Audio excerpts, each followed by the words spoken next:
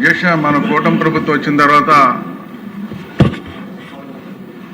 ఈరోజు ఈ రాష్ట్రంలో లా అండ్ ఆర్డర్ ప్రతిష్టాత్మకంగా పనిచేస్తూ ఈరోజు ఎక్కడన్నా దొంగతనాలు జరిగితే ఆ దొంగలు పట్టుకుని వాళ్ళు దొంగలించిన సామాన్లన్నీ కూడా ఏమేమి దొంగలించారు చెప్పి ఎస్పీ గారు పోలీసులు ప్రెస్ మీట్ పెట్టి వివరిస్తున్నారు. అధ్యక్ష, దొంగలను అరికట్టడంలో బాగా పనిచేస్తున్నారు. అదేవిధంగా గాంజా కూడా చాలా బాగా అరికట్టారు. అధ్యక్ష, గాంజా అరికట్టడం కూడా జరిగింది. అదేవిధంగా ఇవన్నీ అరికడుతున్నారు. కానీ మా నియోజకవర్గంలో గత ప్రభుత్వంలో 5 కోట్లు విలువ చేసే భూమికి 50 కోట్లు చూపించి ఎకరానికి టీడీఆర్ బాండ్స్ తీసుకున్నారు. అధ్యక్ష, దగ్గర 660 కోట్లు. రెండోది ఏంటంటే రెసిడెన్షియల్ ఏరియాలో ఉన్న స్థలాన్ని కమర్షియల్గా చూపించి ఎక్కువ రేటు చూపించి ఆ టీడీఆర్ బాండ్స్ కొంత తీసుకున్నారు. ఆ విషయాన్ని మీ ద్వారా అసెంబ్లీలో ప్రస్తావించి ప్రభుత్వానికి కూడా వివరాలు ఇవ్వడం జరిగింది. మాట్లాడారు ఏ విధంగా పొరపాటు చేశారు, వాళ్ళు ఏ విధంగా స్కామ్ చేశారు అని వివరాలతో ఇచ్చాం. అధ్యక్ష, అది ఎవరు చేస్తారన్నది కూడా ఇచ్చాం సార్. అధ్యక్ష, ఆధారాలతో ఇచ్చిన తర్వాత తమ ద్వారా ఇచ్చిన తర్వాత విజిలెన్స్ ఎంక్వైరీ కూడా అయ్యింది. అధ్యక్ష, విజిలెన్స్ ఎంక్వైరీ అయ్యింది. ఇప్పుడు 2.5 సంవత్సరాలు అవుతుంది.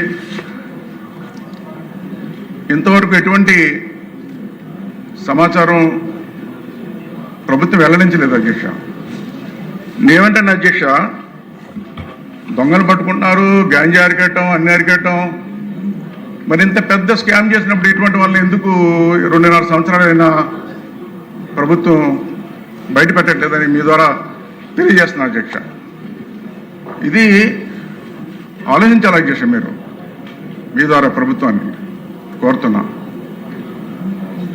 ఇది ఆధారాలతో చూపించినప్పుడు కూడా ఎందుకు ఇంత డిలే అవుతుంది అంటే, ఇది కానీ ప్రభుత్వం కానీ చర్యలు తీసుకోకపోతే భవిష్యత్తులో ఎలాంటి ఎక్కువ జరుగుతాయని నేను భావిస్తాను. అధ్యక్ష, గత ప్రభుత్వంలో జరిగిన ఎటువంటి చర్యలు తీసుకుంటలేదు. భవిష్యత్తులో ఇలాంటివి చేయడానికి అందరూ ఆలోచిస్తారు. మన ప్రభుత్వం ఈ రోజున చాలా ప్రతిష్టాత్మకంగా లా అండ్ ఆర్డర్ పనిచేస్తుంది, అన్ని పనిచేస్తున్నాయి, అన్ని డిపార్ట్మెంట్లు పనిచేస్తున్నాయి. దీంట్లో ఎందుకు జాప్యం జరుగుతుందని మీ ద్వారా తెలియజేస్తాను. అధ్యక్ష, శ్రీధర్ గారు.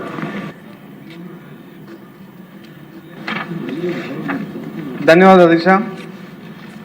దేశం గౌరవించే విధంగా రైల్వే నియోజకవర్గంలో ఎంతో ప్రతిష్టాత్మకంగా నిర్వహించిన విబిజి రామ్జీ కార్యక్రమం విజయవంతం కావడం మా నియోజకవర్గ ప్రజలందరికీ ఎంతో గర్వకారణం. అధ్యక్ష, ఇంత గొప్ప కార్యక్రమాన్ని రైల్వే కోడ్ గడ్డపైన నిర్వహించే అవకాశం కల్పించేందుకు ఈ కార్యక్రమం ద్వారా రాయలసీమ అభివృద్ధి, ప్రజా సంక్షేమం పట్ల కేంద్ర రాష్ట్ర ప్రభుత్వాలకు చూపిస్తున్న ప్రత్యేక శ్రద్ధను స్పష్టంగా చేపట్టించేందుకు కేంద్ర మంత్రులతో పాటు గౌరవ ముఖ్యమంత్రి శ్రీ నారా చంద్రబాబు నాయుడు గారికి, అదేవిధంగా గౌరవ ఉప ముఖ్యమంత్రి మా అధ్యక్షులు శ్రీ పవన్ కళ్యాణ్ గారికి రైల్వే కోడూరు ప్రజల తరపున నా హృదయపూర్వక కృతజ్ఞతలు తెలియజేస్తున్న. అధ్యక్ష, ప్రత్యేకించి అంత గొప్ప వేదిక నుంచి రాయలసీమ ప్రాంతం అభివృద్ధికి ప్రభుత్వం ఇస్తున్న ప్రాధాన్యతను స్పష్టంగా ప్రకటించడం ఎంతో అభినందనీయం. అధ్యక్ష, గతంలో ఎన్నో సంవత్సరాలుగా పెండింగ్లో ఉన్న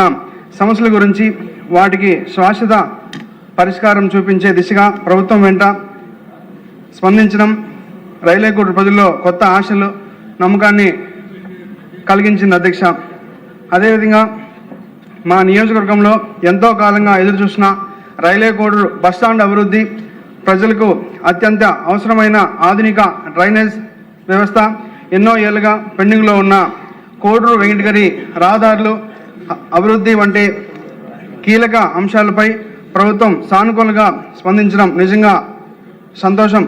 అధ్యక్ష, అదేవిధంగా మీకు ఏం కావాలో అడగండి, సంతోషాలు పడొద్దు.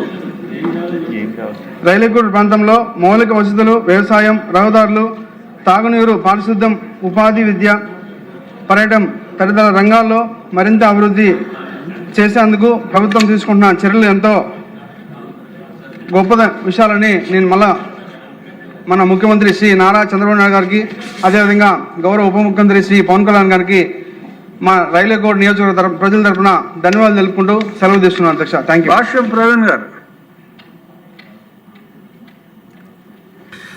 ధన్యవాదాలు అధ్యక్ష.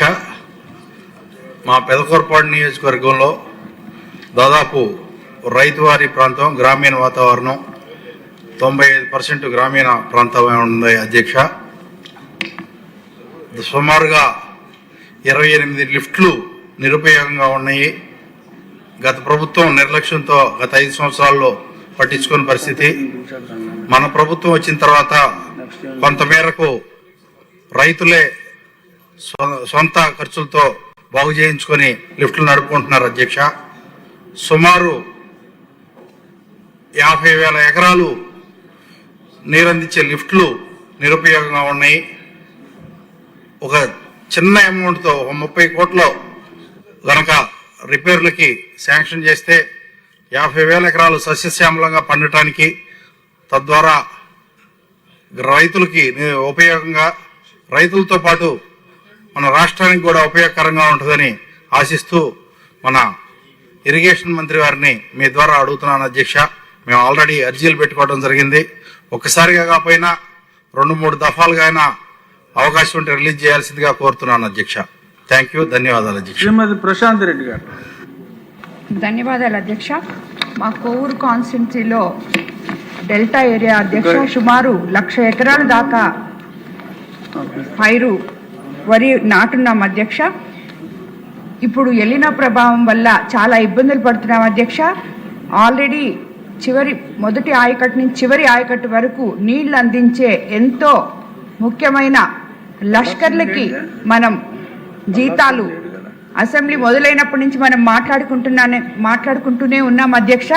మీ ద్వారా ఇరిగేషన్ మినిస్టర్ గారిని వాళ్ళకి సరైన కాలంలో జీతాలు అందిస్తే, ఎందుకంటే చాలా వాటర్ ట్యాక్స్ అంతా పెండింగ్ ఉంది అధ్యక్ష. అధికారుల్ని కనీసం అది కలెక్ట్ చేసి అయినా కానీ లష్కర్ల జీతాల గురించి ఒకసారి ఆలోచించాలి. ఈ టైంలో, ఈ ఎల్నో ప్రభావం టైంలో లష్కర్లు లేకపోతే చివరి ఆయకట్టు వరకు డెల్టా ఏరియా అయిన కోవూరు ప్రాంతంలో లాంటి ప్రాంతాల్లో రైతులకి నీళ్లు అందించాలంటే చాలా ఇబ్బంది కలుగుతుంది అధ్యక్ష. దయచేసి లష్కర్లకి జీతాలు అందించే విధంగా చూడాలని కోరుకుంటున్నాను అధ్యక్ష.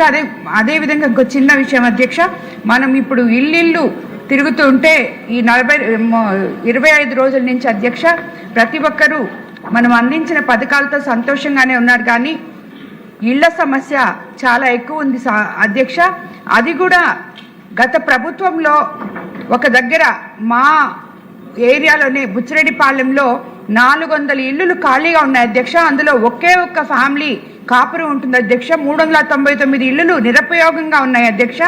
దీనికి ఏదైనా ప్రభుత్వం తరఫున కొత్త జీవో తీసుకొని వచ్చి అవసరం లేని అలా పడిపోయి ఉన్న ఆ ఇళ్ళని తిరిగి ఎవరైతే నిరుపేదలు ఇళ్ళు లేక అవస్థ పడుతున్నారో వాళ్ళకి ఆ ఇళ్ళు ఇవ్వాలని చెప్పి నేను కోరుకుంటున్నాను అధ్యక్ష. ఈ స్థలం కొనేటప్పుడు గత ప్రభుత్వంలో ఎంతో అవినీతి జరిగింది అధ్యక్ష. దాన్ని కట్టేటప్పుడు సగం కట్టి వదిలేసిన కాంట్రాక్టర్లతో అవినీతి జరిగింది అధ్యక్ష. లెవెల్ చేయడానికి అవినీతి జరిగింది, కానీ ఆ ఇళ్ళలన్నీ నిరుపయోగంగా ఉన్నాయి.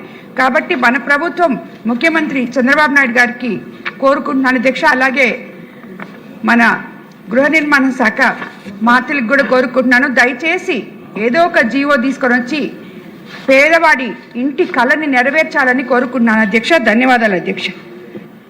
లష్కర్ సమస్య ప్రతి చోట ఉందండి, మా దగ్గర కూడా ఉంది. అది మేము కూడా మంత్రి గారి దృష్టికి ప్రత్యేకంగా తీసుకొస్తాం. శ్రీమతి గౌతు శిరీష గారు.